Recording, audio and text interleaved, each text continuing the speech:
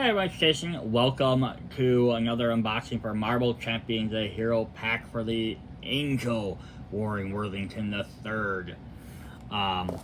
So of course we're gonna hop right in here. We have his poster, and we have some keywords. New stuff here. Let me zoom out just a little bit. Alright, so we have foldable cards. So we've had this before with Ant-Man and Wasp. One side, or identity card is foldable, three-sided card. One side is alter ego form, one side is Angel, and the other side is Archangel. So changing the form of three sides are standard. Rules for changing form while the identity card is played, you can swap between any of them.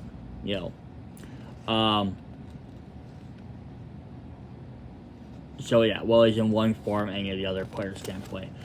New card type are player side schemes. These were introduced in the overall X-Force campaign, Next Evolution. Basically, they work like any other side steam. You play them from your deck, or you can use them as resources or whatever. But once you play them, they go on the table next to the other side steams. They have their own threat on them, and as you remove the threat, eventually they'll go to your victory display. Where that way you can't keep replaying them over. But they give your characters great benefits. So it adds more drama to the table because now you have to spend threat trying to thwarting those instead of the main steam, as well as they can also up if other things are happening. But you should get a pretty good benefit for them. There's a player side scheme limit here, which restricts the game to one player side scheme and play if one or two players start a game, or at most two if there are 3 or 4 players. So you can't have like 6, 7 out at a time and be playing cards to remove a bunch all at once. Just pretty much easy there.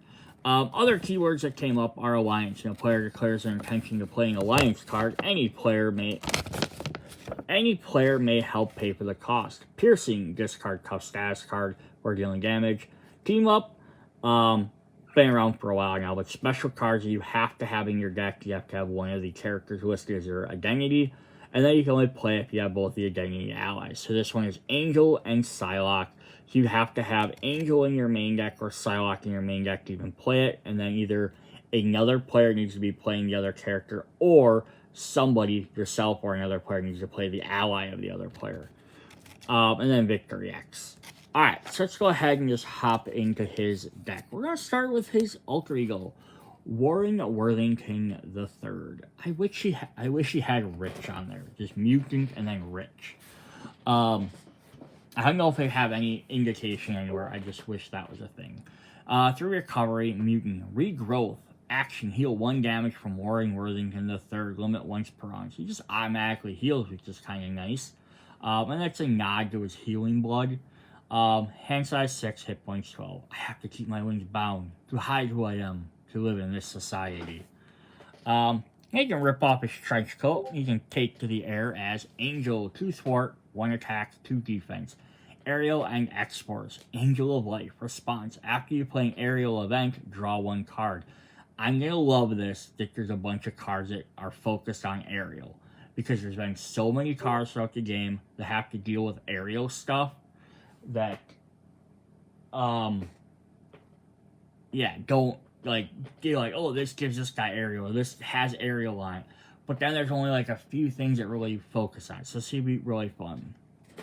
I never feel freer than when I'm flying. Hand size 5, hit points 12.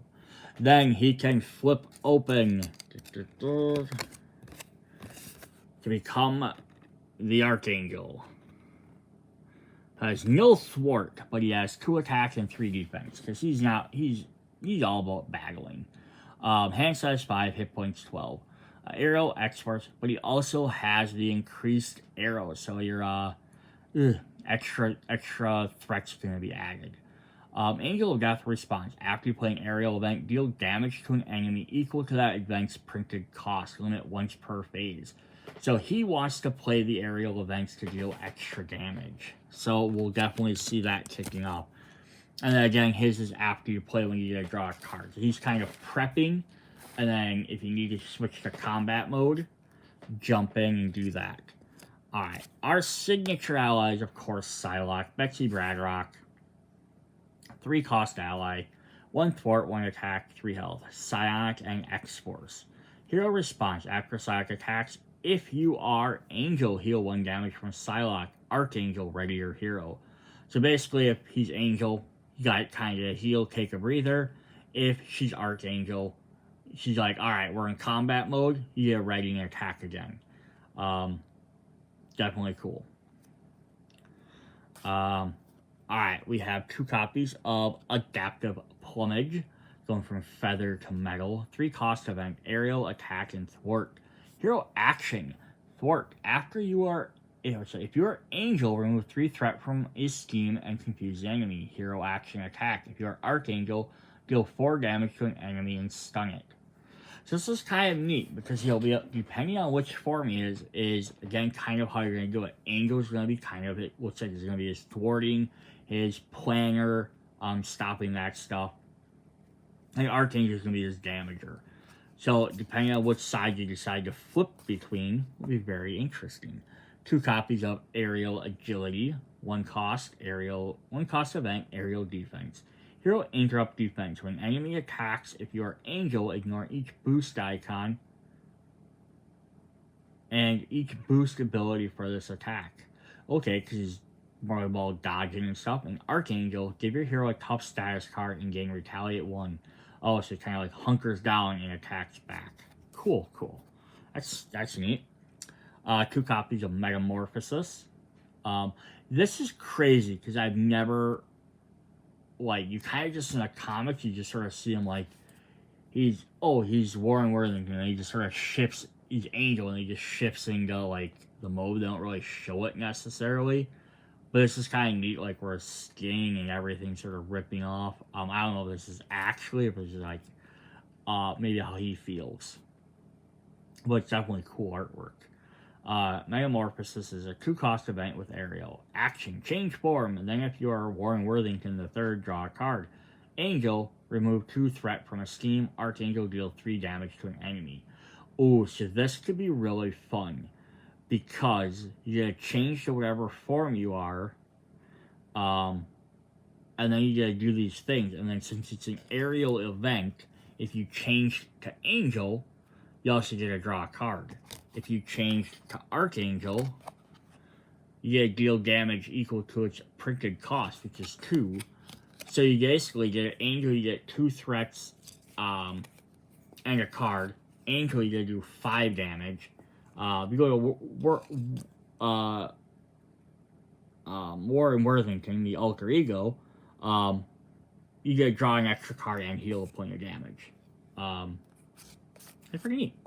Let's see, I need 2 copies of Natural Flight, 2 cost event, Aerial, and Thwart. Remove 4 threat from a scheme. If you're Angel, Thwart ignores the crisis icon and the patrol keywords. Oh, so you can just go right over everything. That's neat. So you can get rid of whatever scheme you need to get rid of. Especially with these new side schemes, you can just go and tackle that if you'd like. And then we have 2 copies of Razor Dive, 3 cost event, Aerial Attack. Hero action, attack deals 6 damage to an enemy. If you're Archangel, this attack gains Overkill and Piercing. Nice, discard tough status, send damage straight through to the boss. Plus, if you're Archangel, you also get to do an extra 3 damage. Apocalypse, replace Angel's natural wounds with razor sharp techno-organic ones. He's got 2 copies of Avian Anatomy, resource, response. After you spend this card to pay for an Aerial event, return the event to your hand after resolving its effect. What? It's a wild, and you get to return it to your hand. That's crazy. And like every single one of his cards so far has had Aerial. So that's pretty insane. Alright, we have Worthington Industries, 1 cost support location. Action. Exhaust Worthington Industries, shuffle 1 Aerial card from your discard pile into your deck. If you are an alter ego form, draw 1 card. As CEO, Warren has vast resources of the family-owned Worthington Industries at his disposal. Get your cards back, draw extra cards. Definitely cool. And then his last signature card, or identity-specific card rather, is 3 cost upgrade, Techno-Organic Wings. Superpower Tech. Hero action, exhaust technical organic wins. If you are Angel, ready your hero, or Archangel, reduce the cost of the next aerial event you play in your hand, your spades by 2. Oh, that's crazy, right? Because his aerial cards, he has this one costs 3. But all the rest cost either 2 or 1, except for Adapted Plumage, which also costs 3. So you could make lots of his cards free by exhausting that. That's pretty insane. Alright, let's look at his aspect. He's going to be protection. Now, you would have thought he would have been aggression, but I think it's because they also have to have two characters, and we just had Psylocke tied with him as aggression. And then usually the first 4 characters, it's... was she aggression?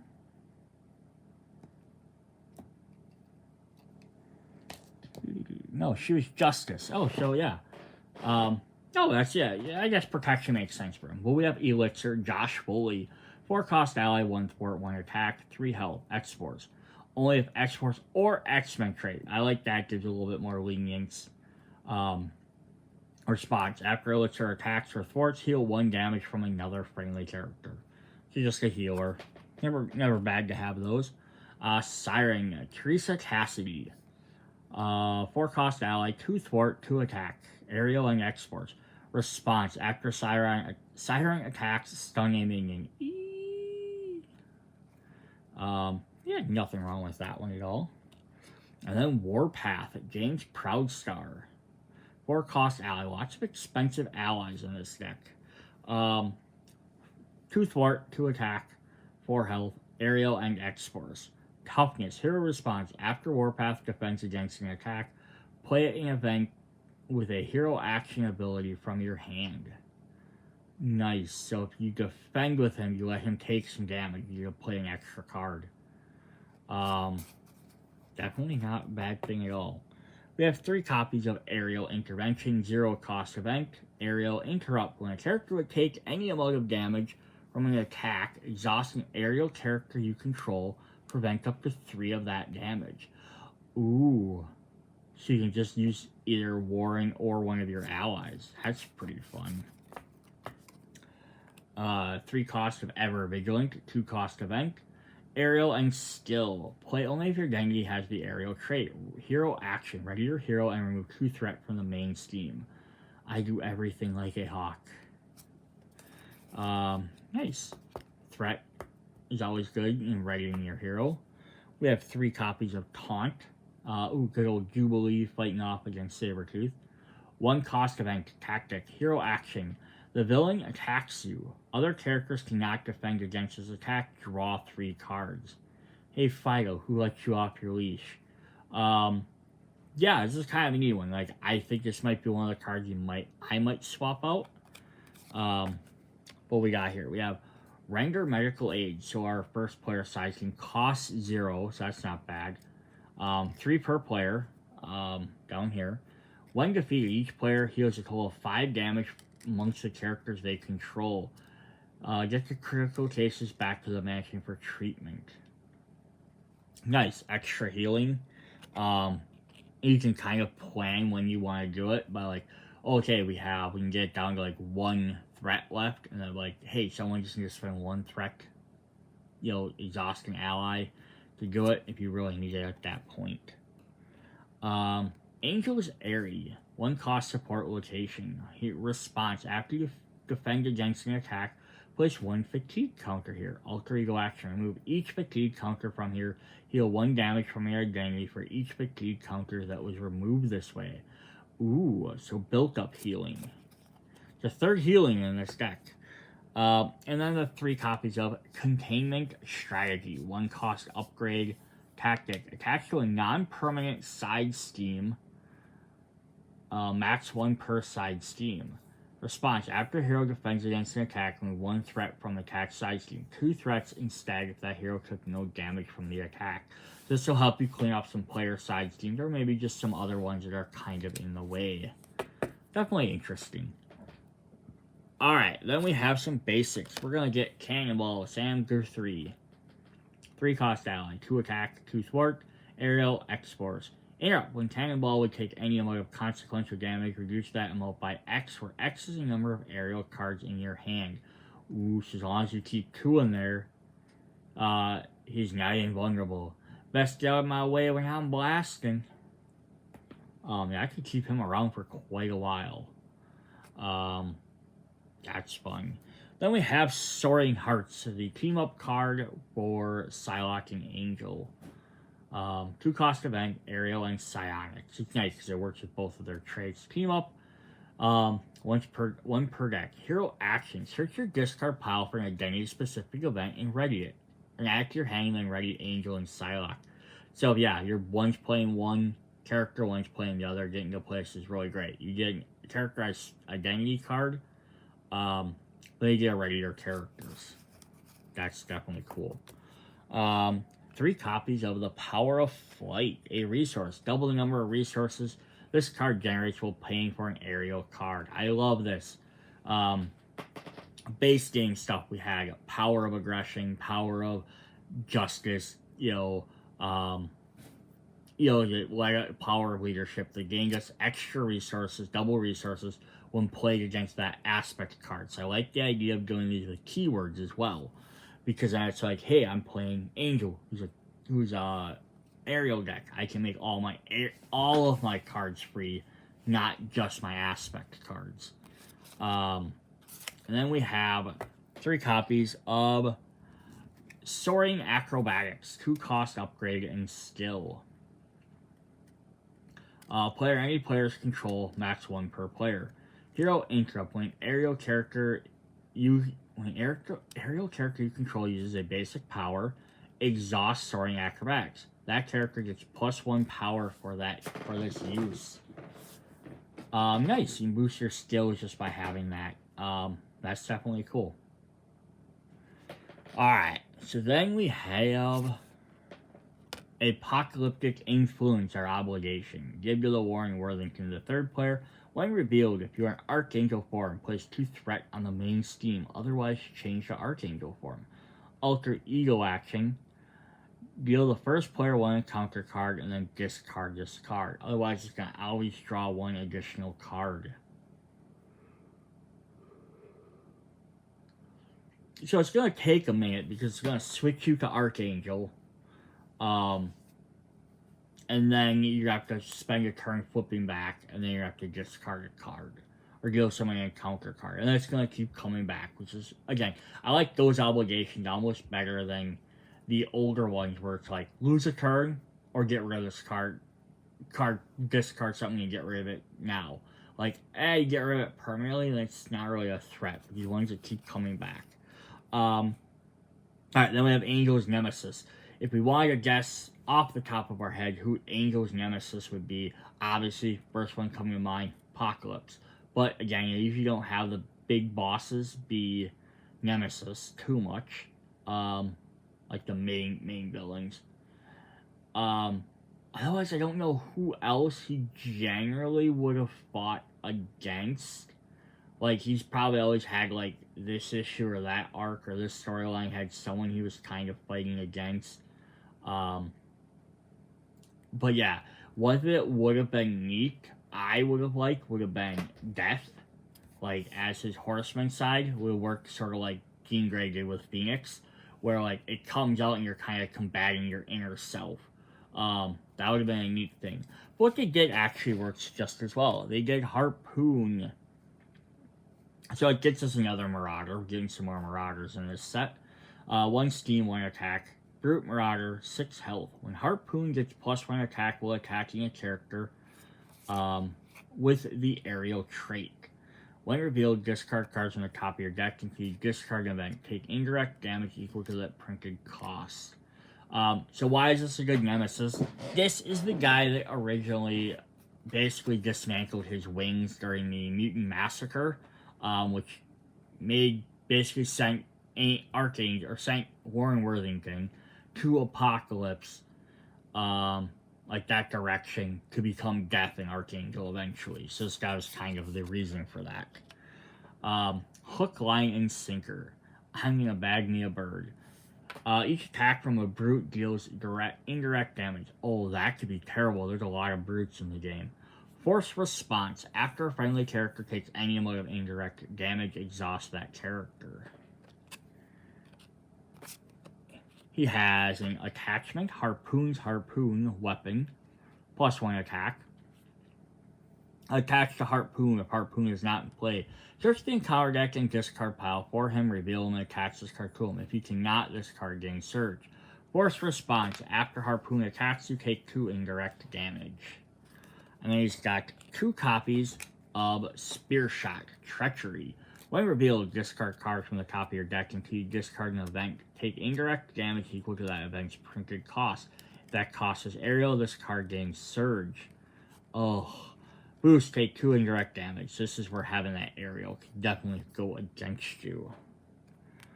Awesome. Alright, then we have our stop card with the deck list down the back, just in case you need to see all that. Then we'll look at the extra aspect cards.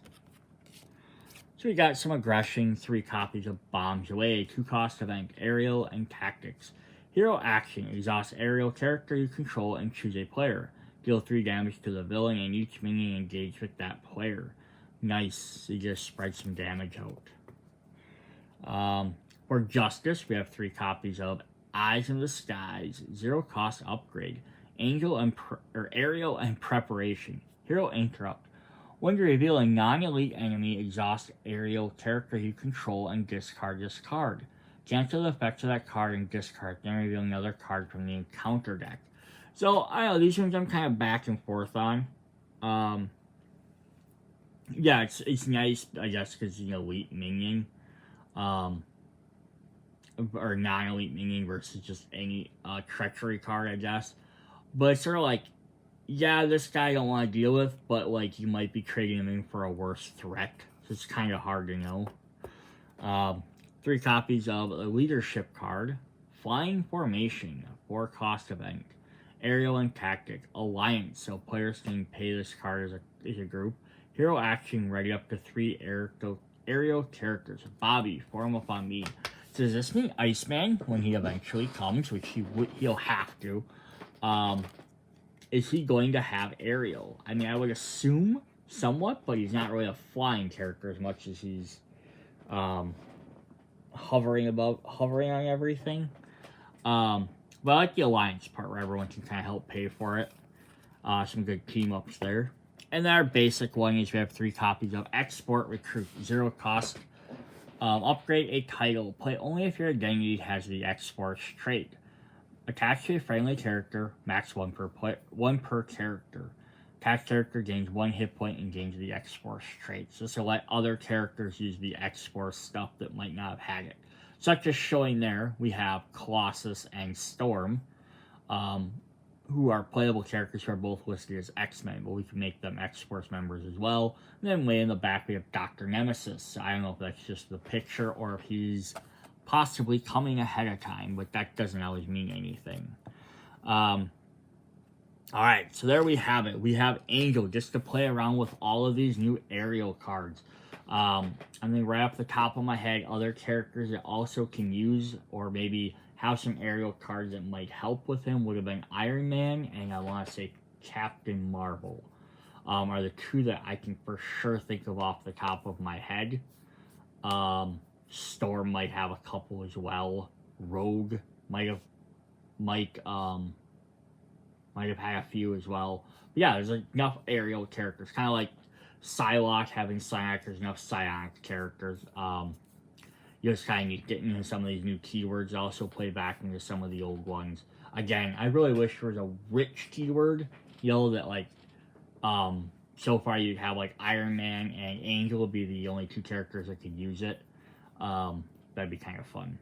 Alright, so that's what we got for Angel. Hope you guys enjoyed this video. Check out the rest of the Marvel Champion stuff. Look forward to the next couple of characters and then the next big campaign that's been announced already, which is Age of Apocalypse. See you guys then. Bye.